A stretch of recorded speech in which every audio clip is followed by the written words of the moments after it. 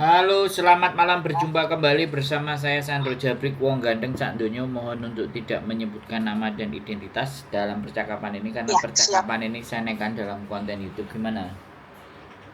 Iya, enggak apa-apa. Oke, siap. Tapi mungkin waktu saya cuma sebentar, Kak. Soalnya takutnya bentar lagi majikan udah pulang. Nggak apa-apa ya? Ya terserah Halo? sampean, Mbak. Kan Eh, sampean yang perlu soalnya, tahu. iya betul. Sebenarnya cuma waktunya cuma bentar. Biasanya bentar lagi udah pulang soalnya. Gini, apa namanya, kan saya di sini itu Kak, apa namanya, kan berarti berdapat 7 bulan yang sekarang. Ini kan majikan yang kedua. Ya, Halo? sampean ngomong Mbak. Uh, Sampean mau ngomong to uh, the point apa kepinginan sampean apa uh, maksudnya uh, sampean gitu loh. Jadi ini aku mau nanyanya, ini kan perihal notis. Aku sudah ngajukan di agent, terus sudah dapat apa namanya surat notis juga. Terus waktu itu saya nanya ke pihak agensi, nanti gimana masalah ngirim ke imigrasi atau dan segala macam itu saya udah nanya. Terus katanya pihak agensi nanti dibantu ngirimin. Nah, terus saya disuruh pulang aja ngasih surat ke majikan. Ketika saya ngasih surat ke majikan tuh majikan nggak nerima kan, terus dikembalikan lagi ke saya. Terus dia bilang nggak bisa, saya nyari 1 bulan penggantimu tuh nggak bisa, dia bilang gitu. Terus abis itu saya simpen lagi, tapi saya sudah punya fotokopian, ceritanya gitu, sudah punya fotokopian untuk surat itu. Terus kemarin saya diam-diam tuh ngirim ke imigrasi kayak gitu Kak. Terus apa namanya, yang mau saya tanyakan itu nanti kira-kira bisa nggak kalau misalkan ketika hari H, misalkan tanggal 3 ya kemarin ya, terus kan harusnya tanggal 3 bulan depan saya udah keluar, tapi bisa nggak kalau misalkan mereka itu menghalangi saya untuk keluar tuh, bisa nggak Kak? Kayak gitu. Yang saya takutkan kan gitu. Soalnya pihak agent sendiri kemarin kata majikan bilang katanya nggak mengizinkan saya untuk keluar dari sini kayak gitu.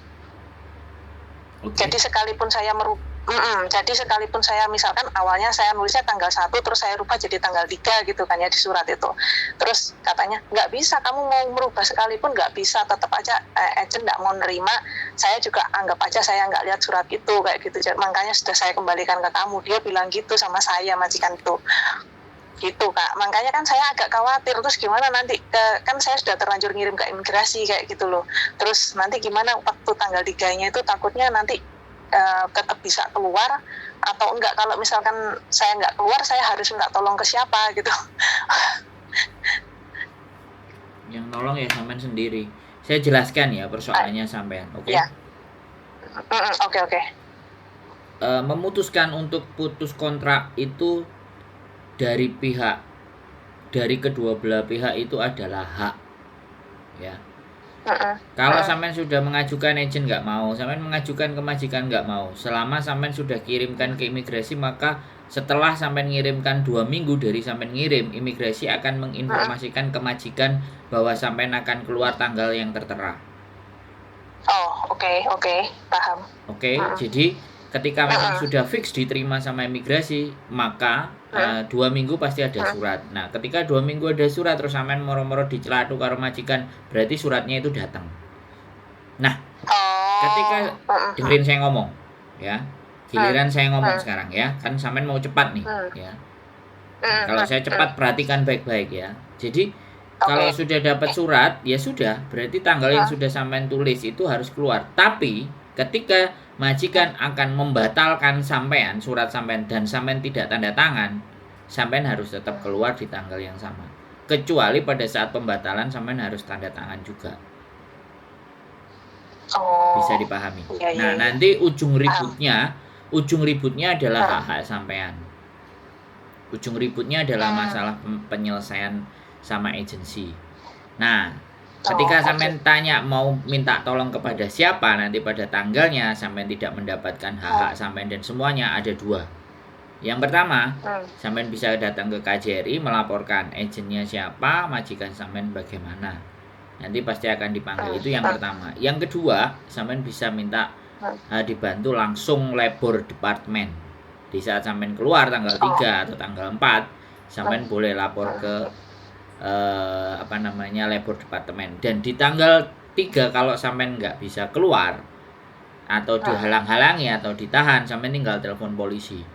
Kan suratnya sudah sampean kopi, ya. Nah, sampean tinggal tunjukin kopiannya sama polisi. Saya sudah tanggal sekian keluar, saya memutuskan break one month notice. Jadi si Dadai sudah menerima surat juga dari imigrasi dan saya tidak setuju untuk pembatalan, makanya saya keluar, panggil polisi. Udah sampean keluar, nggak ada yang bisa menghalangi sampean, ya. Cuman konsekuensinya, sebentar, saya belum selesai ngomong, ya. Dengerin saya ngomong dulu, Mbak, oke? Jadi konsekuensinya adalah ketika dalam 1 tahun sampean nggak finish dan sudah 2 kali terminate, resikonya nanti kalau cari majikan lagi bisa kita tidak tahu. Jadi di situ resikonya. Nah, apapun sampean sekali lagi sudah memutuskan, saya hanya menceritakan tata aturan, ya. Saya menceritakan tata aturan yang semestinya, dan ini nggak banyak semua orang tahu.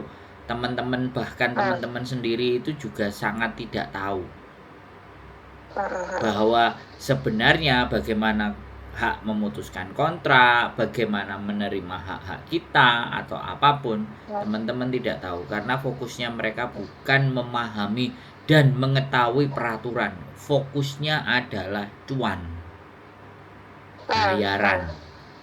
bayaran beres.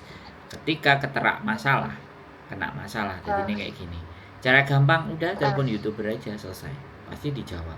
Kalau dijawab, kalau nggak dijawab, nggak diangkat, nanti yo ngomong ke kiri, ke kanan, ke atas, aku nelpon nggak diangkat. Nah, itu kadang-kadang teman-teman itu seperti itu. Jadi di kontrak itu juga sudah tertulis sebenarnya kalau mau baca. Cuman masalahnya teman-teman lebih seneng dengerin. Lebih seneng dengerin pun kita bikinin konten juga nggak ditonton, nggak didengerin tiap hari. Ya udah, nggak apa-apa. Ini namanya manusia kan kayak gitu. Kalau bisa enak kok, kayak ini susah. Wes. Giliran sampean mau ngomong apa?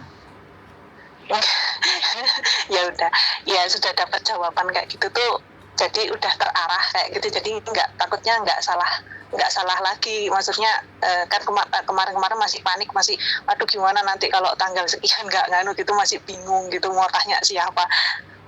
Kadang itu bingung nyari jawabannya itu aja, Kak, cuman gitu aja. Karena nggak sering nonton konten gitu aja, pasti bingung dan pasti beli dulu. Nonton konten saya cuma 1-2, pastinya itu.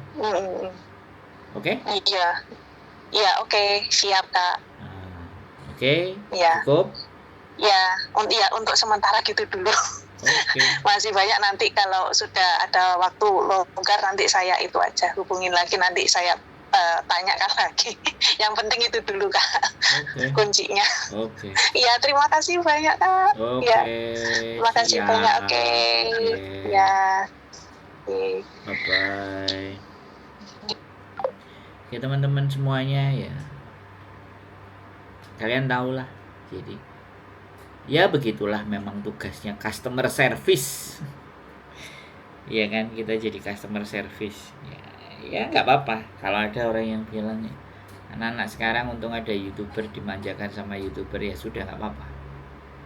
Ya namanya kehidupan, namanya pilihan orang, namanya keputusan orang, namanya jalan hidup orang, itu semuanya masing-masing. Tapi ya nggak apa-apa, kita hadir di konten di channel YouTube untuk terus menjawab pertanyaan. Dan bagi siapa yang ingin terus belajar, ya silahkan disimak. Kalau nggak mau belajar langsung nanya aja, ya nggak apa-apa. Jadi bahan yang untuk bercerita. Namanya orang kok, ya kalau mau belajar ya pasti ngerti. Kalau nggak mau belajar ya nggak apa-apa. Itu kan pilihan, nggak boleh paksa. Mau dengar konten kita, alhamdulillah. Nggak mau denger ya nggak boleh maksa harus nonton. Itu aja dari saya. Tetap semangat, keep stay tune YouTube channel, and see you next video. Bye bye.